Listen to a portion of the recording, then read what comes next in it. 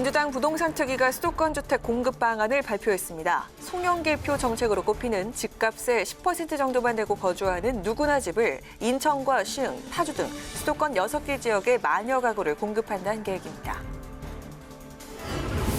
부동산 의혹을 받는 민주당 의원 중 일부의 탈당 거부가 계속되면서 내용이 심화되고 있습니다. 감사원 조사를 주장했던 국민의힘은 당 안팎에 계속되는 비판에 내일 국민권익위에 조사를 의뢰하기로 했습니다.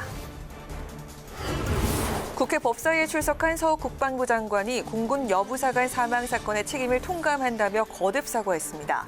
군사법제도 개혁 필요성도 언급하면서 국회에 계류 중인 군사법원법 개정안이 조속히 통과되길 촉구했습니다. 대기자의 시선으로 분석해보는 정가 동향, 목요 정치클럽 기자, 대기자. 오늘은 차기 당대표 선출이 하루 앞으로 다가온 국민의힘 전당대회 막판 판세와 부동산 투기 의혹 의원들에 대한 탈당 조치로 후폭풍이 계속되고 있는 민주당 상황을 짚어봅니다.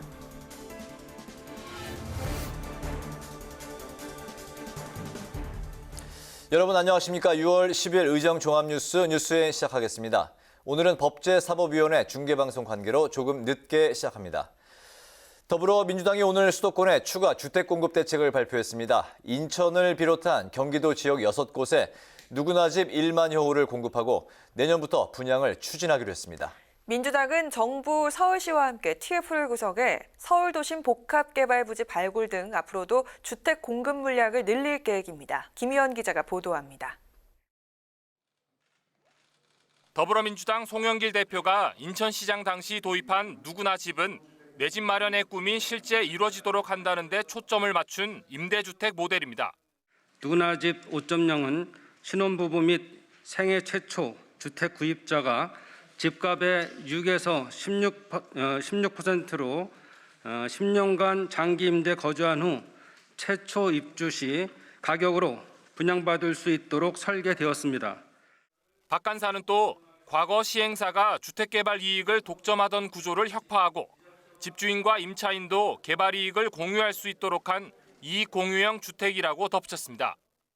누구나 집은 인천을 비롯해 경기도 안산, 화성, 의왕, 파주, 시흥 6개 지역에 1,785가구를 공급합니다.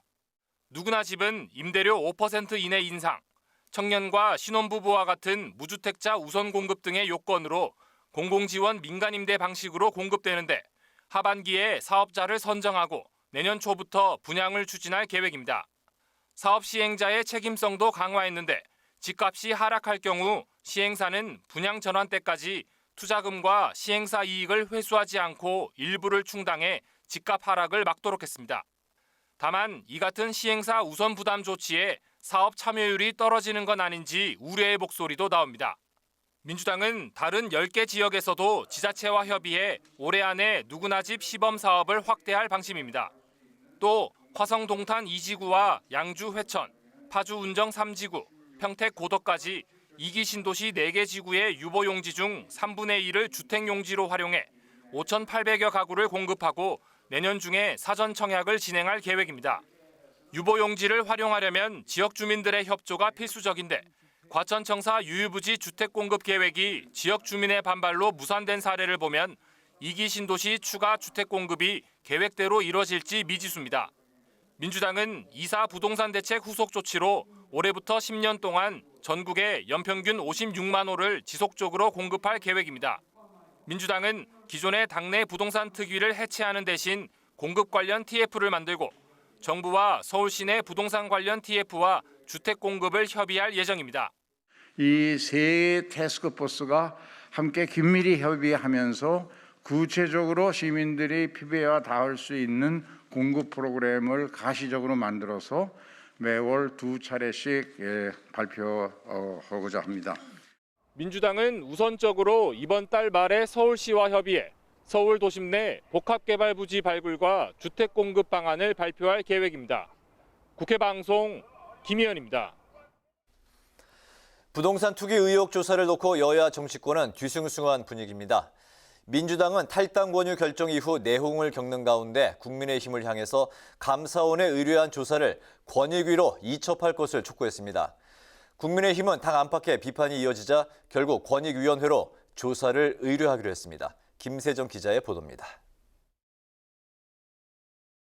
민주당이 부동산 투기 의혹을 받는 소속 의원들을 대상으로 탈당 권유와 출당 결정을 내린 가운데 일부 의원들이 거부 입장을 고수하고 있습니다.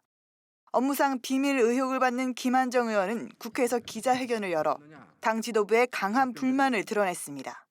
탈당할 이유가 없습니다. 30년 동안 지켜온 당입니다. 일단 나가달라 탈당 권유라는 이름으로 압박을 했습니다. 정상적인 과정이 아닙니다. 김회재 의원은 탈당할 명분이 없다며 부동산 명의신탁 의혹이 사실로 드러난다면 국회의원직을 사퇴하겠다고 했고 농지법 위반 의혹을 받는 오형훈 의원도 지도부 결정에 불복한다는 뜻을 분명히 했습니다.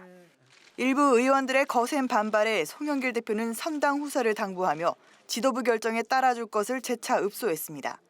또 민주당 지도부는 국민의힘이 감사원의 부동산 조사를 의뢰한 데 대해 조사를 권익위로 이첩해 줄 것을 촉구했습니다. 국민의힘이 권익위에 조사 의뢰를 하지 않는다면 감사원에 요청하겠습니다.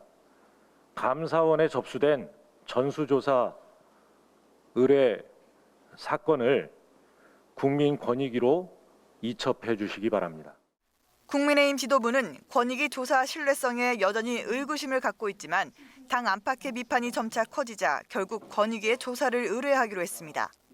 감사원에서 공무원을 조사할 수 없다는 감사원법에 따라 국민의힘의 전수조사 요구를 수용할 수 없다는 보도자료를 냈기 때문입니다. 국민의힘은 이르면 내일 권익위에 조사를 의뢰할 예정입니다. 앞서 국민의힘 내부에서는 감사원 조사 의뢰를 두고 비판이 나왔습니다. 오선 중진인 정진석 의원은 SNS를 통해 국민의힘도 떳떳하게 권익위의 검증을 받아야 한다는 입장을 냈고 장제원 의원도 감사원이 정치권에서 의뢰하면 법에도 없는 일을 해주는 하청기관이냐고 지적했습니다. 당대표 후보로 나선 홍문표 의원과 조경태 의원도 앞서 공개 토론회에서 권익위 조사에 동의한다고 밝혔습니다. 국회방송 김세정입니다. 오늘 국회에서는 성추행 피해 후 숨진 공군 이중사 사건에 대한 긴급 현안 질의가 열렸는데요. 군 부대의 부실한 보고 체계가 드러났고 가해자 분리 같은 기본적인 피해자 보호 조치도 소홀했다는 질타가 쏟아졌습니다.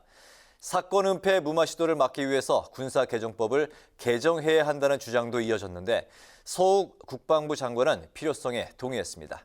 보도에 한도형 기자입니다. 여야는 이중사가 숨진 채 발견된 이후 사흘이 지나서야 서욱 국방부 장관이 성폭력 사건으로 보고받은 점을 질타했습니다. 성폭력 사건의 경우 사망 시 즉시 보고하도록 규정돼 있는데 지켜지지 않았고 군 수뇌부가 관련 지침도 제대로 파악 못하는 문제가 이번 사건으로 드러났다고 비판했습니다. 군사경찰이 이걸 조사했기 때문에 이게 단순 사망 사고가 아니라는 거 알고 계셨지 않습니까? 그러면 이걸 장관에게 서면 보고했을 때 단순 사망 사건이라고만 보고를 했냐라는 거예요. 왜 그랬냐는 거죠. 피해자가 부의사관 이상 군인일 경우 최단 시간 내에 세부 내용 보고하게 돼 있습니다. 이 지침을 밝힐 때까지도 오늘도 그러잖아요. 우물쭈물. 이번 사건에는 군의 은폐와 무마 시도가 있었다는 의혹도 다수 제기된 상태입니다. 이런 시도를 근본적으로 근절하기 위해 군 지휘권과 사법권을 분리해 수사와 재판을 투명하게 진행해야 한다는 군사법원법 개정 주장도 나왔습니다. 서 장관은 군사법제도 개혁이 군 성폭력과 비리 예방을 위한 초석이 될 거라며 정상적으로 추진돼야 한다고 답했습니다. 장관이 구성한 검토위원회에서 군내 성범죄 기소 권한을 지휘관으로부터 분리하는 공고안을 제시하였고 군 최고 수뇌부가 이를 받아들였다는 기사를 보았습니다. 때문에 우리도 미국의 사례를 참조할 만하다고 생각하는데요. 장병의 인권 보장, 그러면서도 전평시의 어떤 균형, 조화 이것을 이룰 수 있는 군사법개혁이 필요하다는 공감대들이 많이 형성되어 있습니다. 이 밖에 여야는 가해자의 타부대 전출 조치가 늦어지고 가해자 아버지가 피해자에게 문자를 보내는 등 피해자와 가해자 간 즉각적인 분리가 이루어지지 못한 점도 비판했습니다. 서 장관은 유족과 국민에게 거듭 사과하면서도 물러날 의사가 있냐는 질문에는 인사권자인 대통령이 결정할 문제라며 직을 유지하겠다는 뜻을 내비쳤습니다. 국회방송 한도영입니다. 국가교육발전계획을 수립하기 위한 독립기구인 국가교육위원회 설치 법안이 국회 교육위원회를 통과했습니다. 야당 의원들은 국가교육위원회를 친정부 인사들로 채워 편향적인 교육을 시키겠다는 의도라고 반발하며 회의 도중 퇴장했습니다. 김동희 기자가 전합니다. 민주당이 국가교육위원회 설치 법안을 교육위원회 전체 회의에서 단독으로 처리했습니다. 국가교육위법이 지난달 13일 교육위 안건조정위원회에서 통과된 후 처리 시한인 12일을 이틀 남겨두고서입니다. 야당은 민주화 항쟁 34주년 당일에 날치기 입법 독재를 했다며 표결에 불참했습니다. 민주주의 역사에 창피하지 마십시오. 대통령 공약 달성하겠다고 법안 심사 밀어붙이고 입법 독재하는 와중에 이건 자기 공약이 아니고 다음 대선 후보 공약을 정책을 미리 만드는 것에 불과한 것입니다. 민주당은 현 정부 이전부터 국가교육위 법안이 추진돼 왔다며 낡은 정쟁으로 교육 혁신을 가로막지 말라고 반박했습니다. 교육정책 알박기라고요? 정권과 무관하게 정권에 휘둘리지 않고 우리 아이의 교육의 미래를. 민주당 소속인 유기홍 위원장은 여야 간사들의 마지막 합의를 위해 55분 동안 정회했지만 국민의힘 의원들은 복귀하지 않았고 여당 단독으로 법안을 의결했습니다. 통과된 법안을 보면 위원 21명 중 대통령 추천 5명, 국회 추천 9명, 교육부 차관 1명입니다. 야당은 국회 추천도 의석수 비율로 배정돼 정부 여당 인사가 과반이 됐다며 정치적 중립성 문제를 제기했고 여당은 그렇지 않다고 반박했습니다. 국가교육위원회가 이 중립성, 독립성과 상당히 거리가 멀다고 볼 수밖에 없습니다.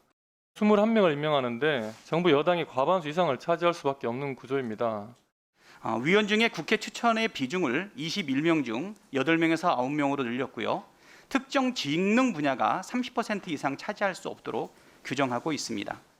민주당은 국가교육위원회 설치가 문재인 대통령의 대선 공약이었고 관련 법안이 2012년부터 11건이나 발의됐던 만큼 더 이상 미룰 수 없다는 입장입니다.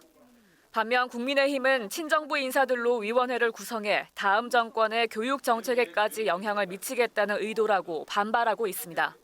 국회 방송 김동희입니다. 국민의힘은 내일 전당대회를 열어 새로운 당대표를 선출합니다. 이번 전당대회 투표율이 역대 최고치를 기록하면서 흥행몰이에 성공했다는 평가를 받고 있는데요. 당대표 후보들은 오늘 투표 마감을 앞두고 막판 지지를 호소했습니다. 임채원 기자가 보도합니다. 나경원 후보는 오늘 기자회견을 열고 모든 대선 주자를 모아서 용광로 같은 국민의힘을 만들겠다며 자신의 경륜과 경험을 내세웠습니다. 특히 어제부터 공개 행보를 시작한 윤석열 전 검찰총장과 관련해 적극적으로 영입 문제를 논의하겠다고 밝혔습니다. 바로 내일부터 우리 당은 대선 체제에 돌입해야 합니다. 이것은 당을 알고 당 대표의 무게와 책임을 아는 저 나경원만이 해낼 수 있습니다. 주호영 후보는 어제 열린 마지막 TV 토론에서 누구보다 대선 경선을 공정성 시비 없이 운영할 수 있다고 자신했습니다. 오늘 SNS를 통해서는 이번 전당대회가 대통합의 시작이 되어야 한다며 거듭 지지를 호소했습니다. 윤석열 전 총장 반드시 우리 당에 와야 합니다. 이런 일들을 불안하지 않게 또 공정성 시비 없이 할 수 있는 사람이 저 주호영이라고 생각합니다. 이준석 돌풍으로 각종 여론조사에서 선두를 달려온 이준석 후보는 젊은 세대 방식으로 변화하는 보수를 강조했습니다. 꼭 저 이준석을 당선시켜 주셔서 다시 한번 젊은 세대의 언어로 젊은 시대의 아젠다를 젊은 세대의 방식으로 다룰 수 있도록 해주십시오. 이 밖에 조경태 후보는 젊은 세대와 기성세대를 통합할 적임자라고 밝혔고 홍문표 후보는 5번의 대선 실무를 맡아본 유일한 후보라는 점을 내세웠습니다. 이번 전당대회 투표율은 오늘 오후 3시 기준 44.72%로 역대 최고치를 기록했습니다. 투표 결과는 당원 투표 70%와 국민 여론조사 30% 비율로 합산해 내일 열리는 전당대회에서 발표됩니다. 30대 청년 이준석 돌풍으로 국민적 관심을 끌어모은 데 성공한 국민의힘. 차기 당대표로 누가 선출될지 관심이 쏠리고 있습니다. 국회방송 임천입니다. 여야는 광주 건물 붕괴 사고와 관련해 일제히 애도를 표하고 철저한 진상규명을 촉구했습니다. 민주당은 이번 사고는 분명한 인재로 허술한 현장 안전관리 실태를 낱낱이 밝혀야 한다고 말했고 국민의힘은 사전에 인명 피해를 막을 수 있었지만 조치를 취하지 않은 데 대해서도 엄중한 책임을 물어야 한다고 주장했습니다. 정의당은 철거 허가와 안전조치 등에 대해서 철저히 살펴봐야 한다고 밝혔고, 국민의당은 재발 방지 대책을 확실하게 마련해야 한다고 강조했습니다. 민주당은 오늘 60민주항쟁 34주년을 맞아 민주 열사들의 숭고한 희생에 깊은 존경과 애도를 표하며 자랑스러운 민주주의 역사를 이어가겠다고 밝혔습니다. 민주당은 민주 열사들의 정신을 이어받아 세계가 주목하는 대한민국의 민주주의를 끊임없이 발전시켜 나가겠다며 이같이 말했습니다. 문재인 대통령은 SNS를 통해 60민주항쟁의 정신은 미래 세대로 계승돼야 할 고귀한 자산이라며 일상 곳곳에서 민주주의를 성숙하게 실천하고 계신 국민들께 한없는 존경의 마음을 보낸다고 밝혔습니다. 국민의힘은 이용구 전 법무부 차관의 택시기사 폭행 사건은 권력형 범죄라고 주장했습니다. 김기현 대표 권한대행은 비대위 회의에서 경찰 조사 과정에서 청와대와 법무부가 이전 차관 임명 전에 택시기사 폭행 사건을 알고 있었던 정황이 드러났다며 이같이 말했습니다. 또 경찰은 몸통은 놔두고 일선 실무자만 문책하는 수준에서 꼬리 자르기를 하고 있다고 비판하고 진상 재규명을 촉구했습니다. 정의당 유호정 의원이 타투업 합법화 입법 추진 과정에서 방탄소년단 멤버를 이용했다는 비판에 대해서 사과했습니다. 류 의원은 오늘 라디오 방송에 출연해 법률 안에 있는 용어들이 낯설어 일상적이고 대중적인 내용으로 법안을 알리고 싶었다고 설명하며 상처받은 분들이 있다면 사과드리고 싶다고 말했습니다. 앞서 류 의원은 지난 8일 자신의 SNS에 타투업 합법화를 추진하겠다며 타투가 반창고 등으로 가려진 BTS 멤버 정국의 사진을 올려 논란이 일었습니다.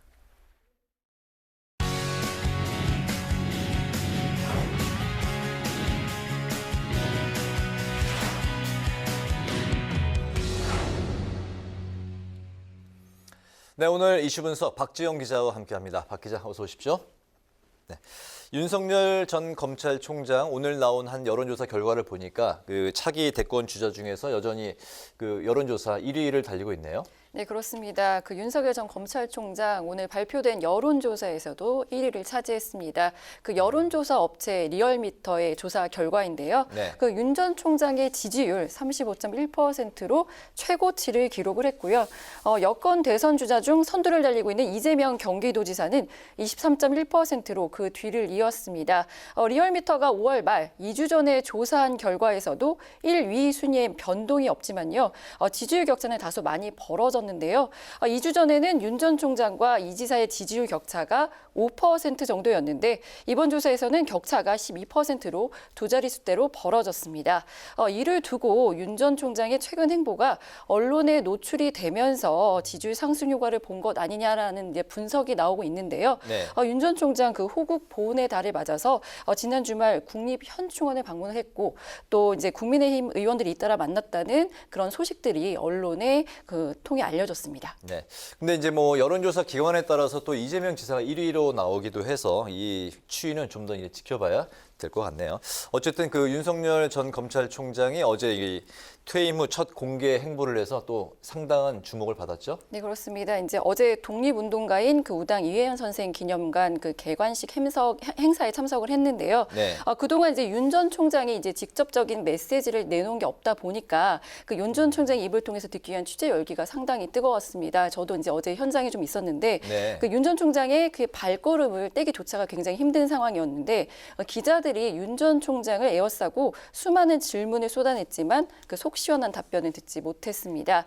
대선 출마 선언 언제 할 건지 또 국민의힘에 입당을 할 건지 하면 언제 할 건지 등을 물었는데요. 윤 전 총장 지켜봐 달라 자신이 가는 길을 보면 차차 알게 될 것이라며 말을 아꼈습니다. 직접 들어보시죠. 기대 내지는 또 염려 이런 거 제가 다 당청하고 알고 있습니다. 여러분 좀 지켜봐 주시면 부탁드립니다. 네. 현장에 이제 뭐 박지영 기자도 같이 동행을 했었군요. 네, 그렇습니다. 뭐 따로 질문은 안 했습니까? 어제 굉장히 기자들이 몰림 현상이 심해서요. 네. 발 붙이고 있는 것조차가 힘든 상황이었습니다. 네, 그 정도로 뭐 많은 사람들의 지금 주목을 받고 있는 윤석열 전 검찰총장인데 하지만 또 비판도 받고 있잖아요. 간보기 정치를 하고 있다. 뭐 이런 비판도 받고 있는데 윤 전 총장의 공식적인 정치 참여 이 선언이 언제쯤으로 될 것으로 지금 전망하고 있습니까? 지금 가장 유력하게 거론되는 건 이제 다음 달입니다. 이제 내일 국민의힘 새 당대표 선출 결과를 좀 지켜보고 네. 또 이제 국민의힘 그 당원 당규를 보면 그 대선 240일 전부터 그 예비 후보 등록이 가능하거든요. 내년 대선일이 3월 9일이니까 이제 네. 이걸 좀 따져보면 예비 후보 등록이 가능한 시점은 7월 12일부터입니다. 이제 이 모든 상황을 고려해 보면 다음 달쯤에는 윤 전 총장이 공식 입장을 내놓지 않을까 이렇게 분석이 되고 있습니다. 국민의힘의 예비 후보 등록 7월 12일쯤 그쯤이 이제 그 자신의 공식 입장을 밝히는 기점이 될 거란 그런 얘기군요. 네, 그렇습니다. 알겠습니다. 공수처에서 또 윤 전 총장에 대한 뭐 수사에 착수했다는 얘기가 있네요. 네, 오늘 이제 오후에 전해진 소식인데요. 한 시민단체가 이제 고발한 사건들입니다. 그 옵티머스 사건 부실 수사 의혹, 또 한명숙 전 총리의 모해 위중교사 사건 수사 방해 논란과 관련한 직권남용 혐의 등을 공수처가 수사한다고 밝힌 건데요. 윤 전 총장 그 영입에 공을 들이고 있는 국민의힘, 정권의 밑보인 인사 탄압이다, 야권의 유력한 대선 주자 죽이기라며 강하게 비판했습니다. 윤 전 총장 그 정계 등판 전부터 공수처 수사라는 변수가 새롭게 생겼는데요. 어떻게 대처할 것인지 또 수사 결과가 윤 전 총장에게 어떠한 영향을 미칠지 주목됩니다. 네, 근데 이번 수사가 또 그 때리는 팽이처럼 오히려 그 윤 전 총장에게 더 힘을 실어줄지 아니면 역으로 또 힘을 뺄지 그것도 좀 지켜봐야 될 것 같은데 그런 가운데 송영길 대표가 이제 윤 전 총장에게 문재인 대통령의 은혜를 배신해서는 안 된다 또 이런 발언을 했네요. 그렇습니다. 이제 송영길 대표가 오늘 한 라디오 방송에서 이제 인터뷰한 내용인데요. 그 윤 전 총장의 전임인 문무인 전 총장이 사법연수원 18기이고 이제 윤 전 총장이 23기거든요. 네. 이제 무려 이제 5기를 건너뛰고 이 문재인 대통령이 윤 전 총장을 파격적으로 이제 승진을 시켰다. 이걸 송 전 대표가 발탁의 은혜라고 표현을 한 겁니다. 직접 들어보시겠습니다. 파격적으로 승진이 돼서 서울중앙지검장, 검찰총장으로 문재인 대통령으로부터 일종의 발탁 은혜를 입었습니다. 근데 어찌됐건 이를 배신하고 야당의 대선 후보가 된다는 것은 도의상 맞지 않는 일이라고 봅니다. 여기에다가 이제 윤 전 총장이 이명박 박근혜 전 대통령 구속에 관여를 했는데 야당이 윤 전 총장을 대선 후보로 모시는 것 자체가 모순이라고 비판을 했고요. 또 윤 전 총장을 향해서도 대권 도전 선언이 빠르면 빠를수록 좋다고도 했습니다. 이제 빨리 검증대에 올라오라는 건데요. 이제 송 대표 자료를 모으고 있다며 날카로운 검증도 예고를 했습니다. 이제 윤 전 총장을 이렇게 배신자의 비유를 하면서 본격적인 이제 견제구를 민주당이 날리고 있는데 이런 윤 전 총장을 향한 민주당의 공세는 앞으로도 더욱 거세질 것으로 보입니다. 네, 대통령이 어떤 자리에 이제 임명을 했다고 해서 그게 이제 뭐 은혜냐라는 또 이제 그 해석에 대해서는 또 이제 뭐 또 비판도 있고 분분한 상황인 것 같습니다. 오늘 이슈 분석에서는 윤석열 전 총장의 첫 공개 행보 그리고 공수처의 수사 착수를 중심으로 살펴봤습니다. 박지영 기자 수고했습니다.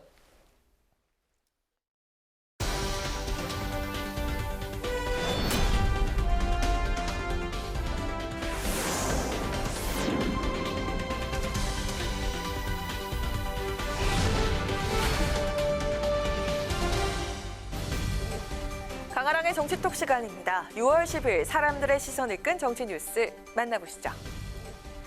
오늘의 첫 번째 정치톡은 대한민국이 잉카 제국입니다. 민주당이 부동산 투기 의혹이 제기된 12명의 의원에 대해서 어제 탈당 권유와 출당 조치라는 초강경 카드를 꺼내들면서 후폭풍이 거셉니다. 12명의 의원들 중에서 절반 정도는 일단 당의 조치를 수용하겠다는 입장이지만 나머지는 여전히 권익위 판단에 문제가 있다면서 강력하게 반발하고 있습니다. 오늘은 대한민국이 잉카 제국이냐 이런 이야기까지 나왔다고 하는데요. 해당 의원들의 목소리 직접 들어보시죠. 송영길 대표가 당의 대표로서 처지나 충정이나 심경 제가 모르는 바 아닙니다. 그래도 국민권익위에서 의혹 제기가 됐으니 미안하다. 일단 나가서 해결하고 돌아와라. 이게 공당의 태도입니까? 저는 엄청난 명예훼손을 받았습니다. 지금 우리 대한민국이 잉카 제국입니까? 무슨 재물 바치고 제사 지내게요? 저로서는 정말 억울하지 않습니까? 명백한 허위 사실로 인해서 탈당 권유가 나오고 또 제명한다는 얘기까지 나오고 국민이 억울하게 피해를 당할 때 구제해주는 그 역할을 하는 게 국민권익위원회인데 오히려 죄 없는 사람을 억울하게 만드는 그 행위를 했으니까. 저한테 의혹을 해명하시겠습니까? 만약 이 의혹을 제대로 해명하지 않으면 불이익을 받을 수 있다. 공지를 해줘야죠. 그런 절차나 과정이 전혀 없었다는 게 문제라는 거죠. 저는 오히려 유일하게 소명할 수 있는 기회가 그거라면 징계 절차를 밟아달라. 국민권익위의 잘못된 조사를 당이 제대로 확인도 하지 않고 일단 탈당부터 하라고 한다. 잘못이 없으니 탈당을 할 이유가 없다. 이런 주장 등입니다. 특히 김한정 의원은요, 오늘 오전 국회 소통관에서 기자회견까지 열고 사실 확인 관계에 대해서 조사를 2번이나 받고 무혐의를 받았다면서 30년 동안 지켜온 당을 나갈 수가 없다고 강경한 입장을 보였습니다. 하지만 송영길 대표는 오늘도 억울한 부분이 많겠지만 당을 위해서 떳떳하게 해명을 하고 돌아오라는 기존 입장을 고수했는데요. 탈당이냐 버티기냐 기로에 선 의혹의 당사자들, 과연 이들의 최종 선택은 무엇일까요? 이어서 오늘의 두 번째 정치톡은 춤추고 노래하는 후보들입니다. 내일이면 국민의힘을 이끌 차기 지도부가 선출됩니다. 그런데 당대표 선거에 워낙 많은 관심들이 집중되다 보니까 상대적으로 최고위원 선거가 좀 묻히는 분위기죠. 이 때문에 선거에 출마한 10명의 최고위원 후보들 모두 존재감 부각에 주력하는 모습입니다. 그중에서 노래하고 춤추는 모습으로 누리꾼들의 이목을 끌고 있는 후보들이 있습니다. 자, 먼저 최근 모든 연설 때마다 만세 삼창을 해서 젊은 층으로부터 만세의 좌라는 별명을 얻게 된 조혜진 후보. 국민의힘 만세, 정권교체 만세, 새로운 대한민국 만세, 이런 만세 삼창뿐만 아니라 노래까지 열창하는 모습이 화제가 됐습니다. 직접 한번 들어볼까요? 날 좀 보소, 날 좀 보소, 날 좀 보소. 삼선 중진 조혜진 얼굴 보소. 아리아리랑 스리스. 네, 아주 구성진 가락으로 부르는 날 좀 보소. 현장에서 앵콜이 나올 정도로 호응도 컸다고 합니다. 대구 경북 합동 연설회에선 새마을 노래를 불렀다고 하죠. 이렇게 조 후보가 노래라면 춤으로 시선을 사로잡은 최고위원 후보도 있습니다. 바로 초선 의원인 이영 후보입니다.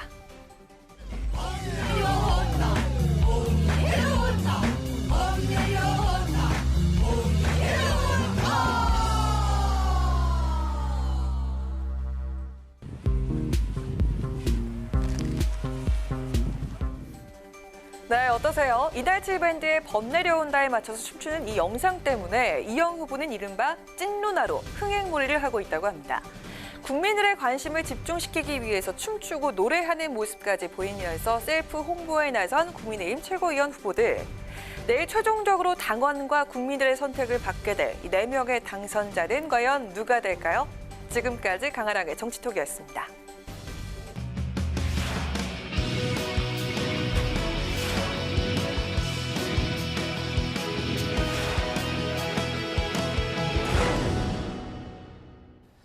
네, 정치권의 동향을 대기자의 시선으로 짚어보는 목요 정치클럽 기자 대기자 시간입니다. 오늘도 성환용 한겨레 신문 선임 기자, 최병묵 전 TV조선 해설위원과 함께하겠습니다. 두 분 어서 오십시오. 네, 어서 오세요. 자, 바로 첫 번째 토크 주제로 들어가 보겠습니다. 오늘 먼저 성 기자께서 발제해 오셨죠. 네, 국민의힘 대표 선출 전당대회 결과가 드디어 내일 발표됩니다. 국민의힘 전당대회를 주제로 얘기를 해보는 게 좋을 것 같습니다. 알겠습니다.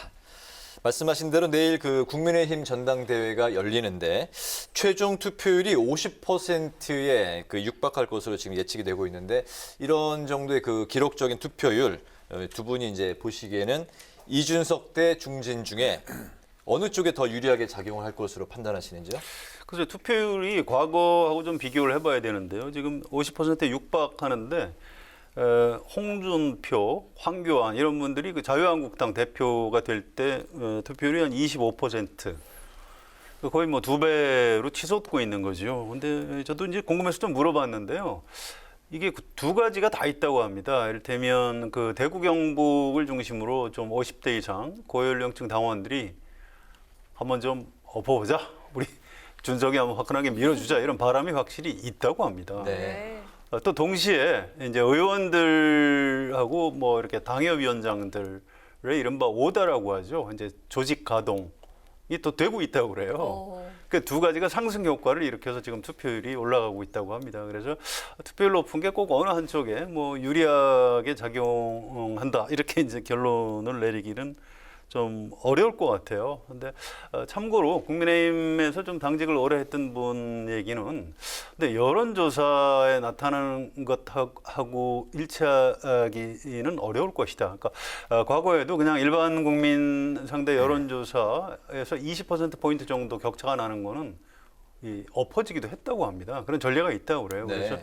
그래서 좀 내일 뚜껑을 열어봐야 아는데 아무튼 투표율 높은 것 자체가 어느 한쪽에 확실히 뭐 유리하다 이렇게 보기는 좀 쉽지는 않을 것 같습니다. 네. 최병목 의원님. 저는 뭐 좀 생각이 다른데 물론 뚜껑은 열어봐야 된다는 데는 동의합니다. 네. 그러나 이제 문제는 과거에 그 대표 경선 때 뭐 25 내지는 뭐 31% 뭐 이 정도였던 것이 지금 오늘 오후 3시 현재 뭐 44.7%를 기록하고 있다는 거 아니겠습니까? 그러면 중진들이 대표가 되겠다고 맞붙었을 때 저조한 투표율 그때도 그 조직표는 가동이 됐습니다. 조직표를 총동원해서 싸웠는데 그게 결국 그 책임당원들이나 이런 사람들의 뭐 한 25 내지 31% 정도밖에 그 투표장으로 끌어모으지 못했다 이런 거거든요. 네. 근데 지금은 물론 모바일 투표라는 뭐 이런 그 투표 수단의 변화도 있지만 여하튼간에 44.7 내지 50%에 육박한다는 사실은 그때와 다른 뭔가가 있다. 조직표 동원 외에 네. 이제 그거는 결국 이준석 바람이라고 저는 보거든요. 네. 그러면 결국 이준석 이라고 하는 젊은 정치인의 부상 그리고 일반 국민 여론에서 상당한 정도로 이준석 후보가 지금 그 뜨고 있는 거는 분명하단 말이죠. 그런 현상 이런 것들이 종합적으로 당원들을 움직인 게 아닌가 이렇게 본다면 결국 이준석 후보한테 물론 여론조사상 나타난 것만큼 표 차이가 나느냐 여부는 그건 뭐 여론조사 자체가 원래 정확하지 않을 수도 있으니까 그렇긴 하지만 이런 정도로 높은 투표율은 상대적으로 이준석 후보한테 유리하다는 것만은 저는 틀림없는 것 아닌가 이렇게 보고 있습니다. 네, 이렇게 상황을 종합을 해봤을 때 이 후보가 탈락하는 게 이변이 될 것으로 보입니다. 최종 결과 이변이 있을까요? 글쎄요. 그러니까 이제 그 여론조사 물론 뭐 틀리는 경우도 있지만 지금까지 그 이제 표본을 추출해서 조사하는 거 아니겠습니까? 책임당원이 워낙 27만 명이 넘습니다. 예. 그리고 전체가 한 33만 명 가까이가 되기 때문에 그걸 이제 표본을 추출해서 조사하는 건데 뭐 기본적으로 저는 그 여론조사는 과학이라고 생각을 합니다. 그런 점에서 본다면 워낙 압도적 차이를 지금 보이고 있기 때문에 여론조사상으로 네. 그렇기 때문에 실질적으로도 이 결과 자체가 뒤집어진다? 그건 생각하기 어렵다 이렇게 봅니다. 네. 네. 근데 이준석 후보가 될 가능성이 처음보다 더 높아진 건 사실이고요. 지금 최 의원 말씀하신 거 이외에 한 두 가지 정도 그런 변수가 좀 더 있습니다. 하나는 이 이른바 TK, BK 쪽 중장년층 당원들이 좀 변화가 필요하다. 내년 대선에서 이기려면 변화가 필요하다. 이제 이런 바람 때문에 이제 우리 준석이 한번 밀어주자. 이제 이런 열풍이 있고요. 또 한 가지는 이 경쟁자가 좀 너무 허약한 겁니다. 나경원 후보나 주호영 후보가 좀 강력한 후보들이었다면은 이준석 후보 바람이 이렇게까지 강하게 불지는 않았을 겁니다. 그런데 아무튼 나경원 후보가 이제 2019년에 좀 이렇게 무리한 장외 투쟁하다가 2020년 총선에서 참패했고요. 본인도 떨어졌죠. 그리고 또 서울시장 후보 경선에서 오세훈 시장한테 치고 그래서 우리가 이 자리에서도 그런 얘기 했었습니다만 사실은 좀 자숙하는 게 맞는 분위기인데 좀 약간 무리해서 나온 측면이 있어요. 그래서 이제 좀 한계를 보이는 거고 이런 것들 때문에 이제 이준석 후보한테 좀 유리한 이런 상황인 것 같습니다. 알겠습니다. 네, 이렇게 전대 흥행에는 성공을 했지만 후유증이 걱정된다는 목소리도 많습니다. 특히 이준석 후보와 나경원 후보 연일 독서를 주고받으면서 치열한 신경전을 벌였습니다. 어제 마지막 TV 토론에서 있었던 모습 잠깐 보고 이야기 이어가 보겠습니다. 이준석 후보가 이번 전당대회 때 사용하신 용어들을 보면 굉장히 걱정이 되는 부분이 많이 있습니다. 뭐 찌라시, 탐욕을 심판한다, 속값을 쳐준다 이런 발언들이 당대표가 된다면 아주 적절치 않은 표현들이라고 생각을 합니다. 오히려 나경원 대표께서 후배 정치인에게 막말 프레임을 씌우게 해가지고 과도한 젊은 사람들이 이걸 억까라고 합니다. 억지로 까려고 한다 이렇게 얘기하거든요. 이것도 막말이라 하실지 모르겠지만은 억까를 중단하시는 것이 네거티브 논쟁을 좀 줄이는 데 도움이 되지 않을까 생각합니다. 우리 이준석 후보는 계속 저한테 아주 공격적으로 말씀을 하시는데요. 뭐 공격적으로 말씀하셔도 좋습니다. 그런데 망상이 장애인 비하 맞습니까?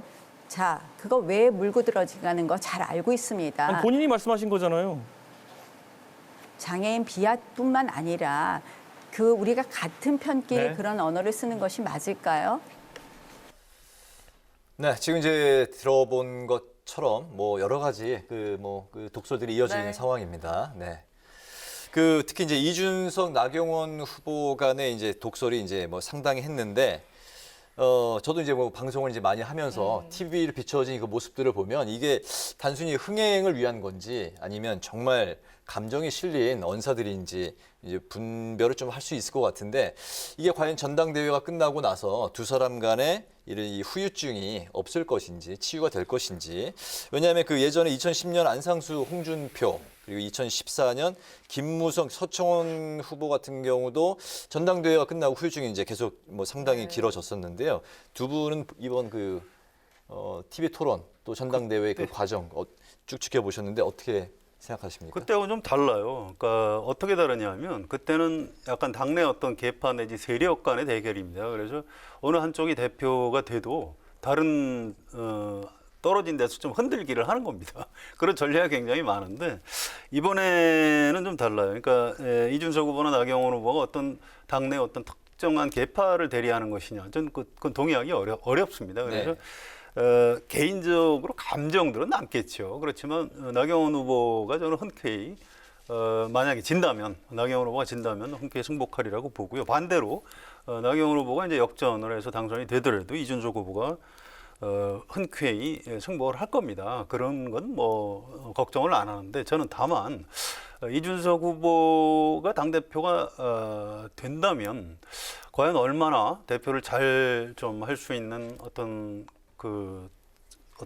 뭐라고 그럴까요? 기획, 뭐 준비 이런 것들이 돼 있는지, 그런 부분은 좀 의문이 있어요. 본인 표현대로 이제 호랑이 등에 올라탔다 이런 건데, 잘못하면 물려 죽는 수가 있거든요. 그래서 참 위험하기도 합니다. 지금 이 경선 국면에서 이준석 후보가 굉장히 좀 말도 잘하고 시원시원하게 받아치고 이런 건 참 좋은데, 이 대선 국면을 내가 어떻게 끌어가겠다, 이걸 체계적으로 설득하는 게 별로 기억에 남질 않아요. 실제로 좀 준비가 좀 덜 돼 있는 편입니다. 그래서 대표가 된다면 이 최고위원 당선자들하고 어떤 당내 화합 같은 거를 잘 도모를 해야 되고요.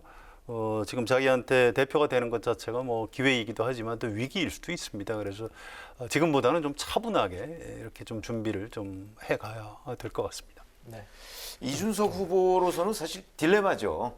본인이 이제 대표가 돼야 되는데 어떤 그런 열정 때문에 이제 나경원 후보나 주호영 후보나 뭐 이런 중진들의 그 공격에 대해서 정말 토시 하나까지 다 받아쳤거든요. 네. 그런데 그런 식의 태도는 사실 그 정치인으로 커나가는 과정에서는 별로 바람직하다고 볼 수는 없어요. 그런 점 때문에 아마 지금은 그 조금 전에 보셨습니다만은 약간 이 감정적인 면까지 지금 겹쳐 있거든요. 그러니까 전당대회가 끝나고 나서 여전히 아마 중진들은 이제 만약에 이준석 후보가 대표가 된다면 이준석 대표에 대해서 여전히 그 정치 외적인 부분을 가지고 문제를 삼을 가능성 저는 충분히 있다고 보고요. 그 갈등이 꽤 오래 갈 수도 있겠다. 이런 생각이 드는데, 그걸 얼마나 그 어떤 화학적 융합으로 녹여내느냐 하는 부분은 그냥 만약에 이제 이준석 후보가 대표가 된다면 대표의 몫이겠죠. 그게 안 된다면 결국은 그 갈등은 오랫동안 지속될 가능성이 있다.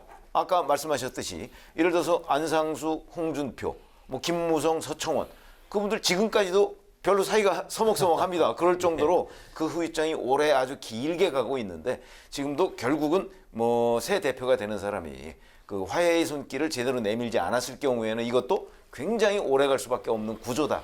이렇게 생각이 듭니다. 네. 네, 나경원 후보나 주호영 후보는요, 이준석 후보가 당대표가 될 경우에 국민의당과 합당도 물 건너가고 윤 전 총장 입당도 어려워질 수 있다. 이렇게 이야기를 하고 있는데 이 말 일리가 있습니까? 글쎄, 그 부분은 제가 전혀 동의할 수가 없습니다. 왜 그러냐면 어느 당의 대표가 되면 대표 혼자 모든 걸 다 하는 게 아닙니다. 최고위원들도 있고요. 최고위원들하고 협의 안 하고서 그 저런 일을 처리할 수가 없고 어찌 보면 새 대표한테 주어진 가장 큰 임무는 안철수 국민의당 대표와의 합당 문제, 윤석열 전 검찰총장 영입 문제 이 두 가지라고 볼 수가 있거든요.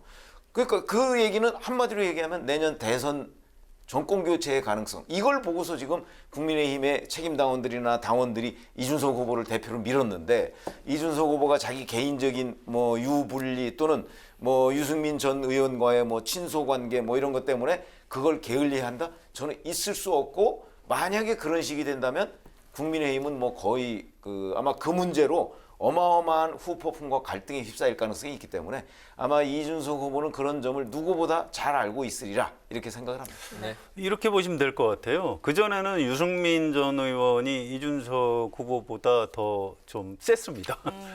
그런데 지금 바뀌었어요. 사실 이준석 후보가 더 유명 인사가 됐고요. 그래서 뭐 유승민 전 의원이 뭐 시키는 대로 할 가능성은 없습니다. 지금 최 의원 말씀하신 대로 이게 이준석 후보가 대표가 돼도 그분 혼자 하는 거 아니고요. 그래서 어떤 국민의힘 지지층의 어떤 집단 지성에 따를 겁니다. 그래서 안철수 국민의당 대표하고 협상을 해서 무난히 뭐 합당을 할 것으로 예상이 되고요. 또 윤석열 전 총장이 입당 의사를 가지고 있다면 그것까지도 아마 무난히 해내지 않을까 이렇게 예상을 합니다. 네, 뜨거운 관심이 모아지고 있는 국민의힘 전당대회 내일 최종 결과를 지켜보도록 하겠습니다. 다음 이슈는 최 의원께서 발제해오셨죠? 네, 국민의힘은 이제 대표 경선으로 지금 정신이 없는 상태고, 근데 민주당은 그 부동산 전수조사, 네. 그걸 이제 12명을 탈당 권유하도록 이렇게 얘기를 했었죠. 그 문제에 대한 후폭풍을 짚어보기로 했습니다. 알겠습니다. 그 부동산 투기 의혹이 제기된 의원 12명에 대해서 이제 민주당이 강경 조치를 이제 했는데요.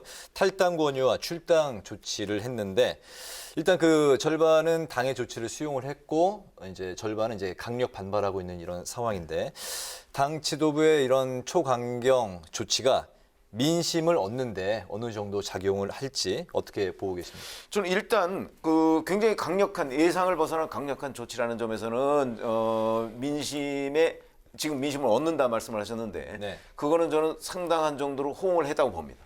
그런 점에서는 아마 민주당이 이렇게 되고 그거를 이제 받아가지고 국민의힘에다가 일종의 공격의 화살을 돌린 거 아니겠습니까? 그런 점에서는 일정 부분 소기의 성과를 나타냈다 이렇게 보는데 문제는 이제 국민권익위원회 조사라는 것이 바로 송영길 대표도 어제 오후에 얘기했듯이 부실한 조사였다라고 한단 말이죠. 그렇게 된다면 지금 나는 내가 왜 부동산 투기 의혹에 연루돼서 저 탈당 권유를 받아야 되느냐라고 반발하고 있는 뭐 4명 등 플러스 알파 뭐 이런 분들의 주장도 또 그거 납득이 되는데 이렇게 생각하는 사람도 꽤 있다고 봐요. 그래서 초반에 그 기세 좋게 나갔던 그 송영길 대표의 그 탈당 권유 이런 조치들 이게 좀 그 탈색되는 것 아니냐.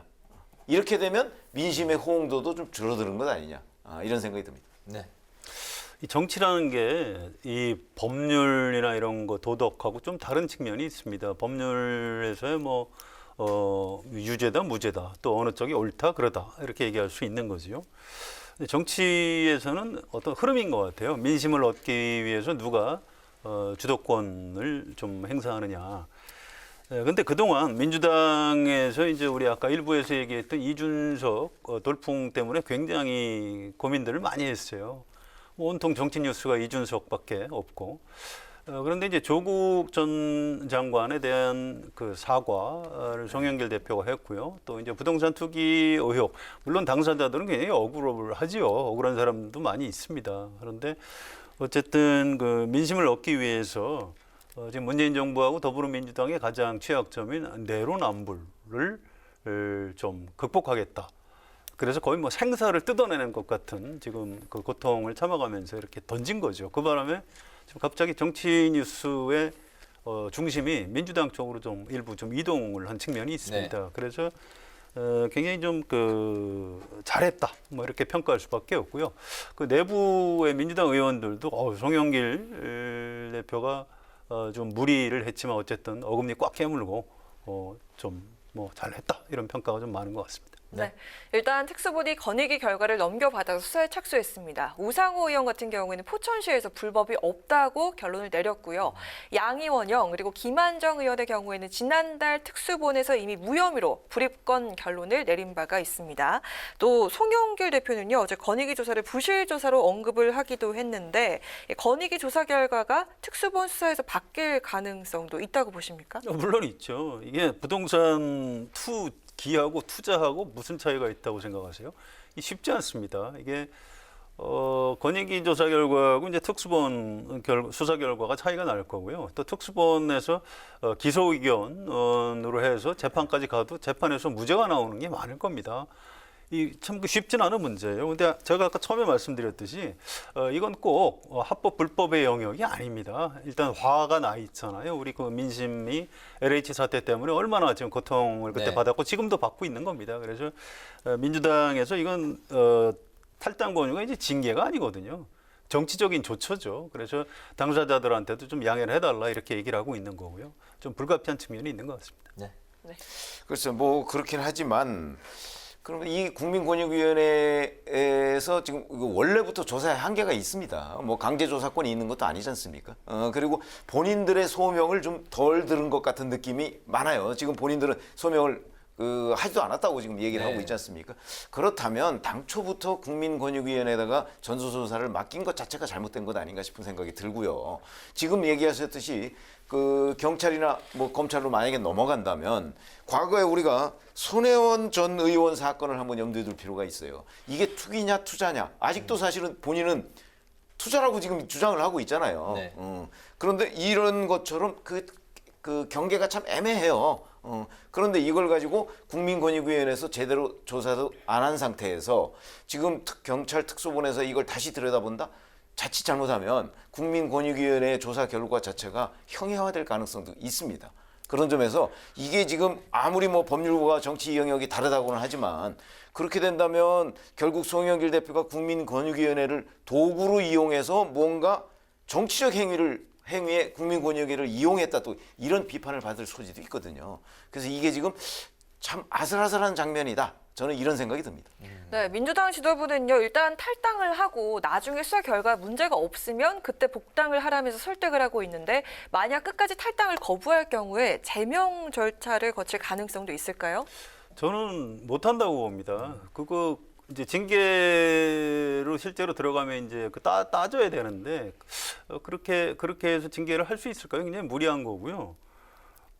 제가 아까 말씀드렸듯이 법률적 조처가 아니라 정치적인 권고 사항이에요. 그래서 저는 당사자들이 끝까지 하나는 못 나가겠다 그러면은 그냥 둘 걸로 봐요. 왜냐하면 사실 정치적 목적은 민주당 지도부 입장에서 이미 거둔 겁니다.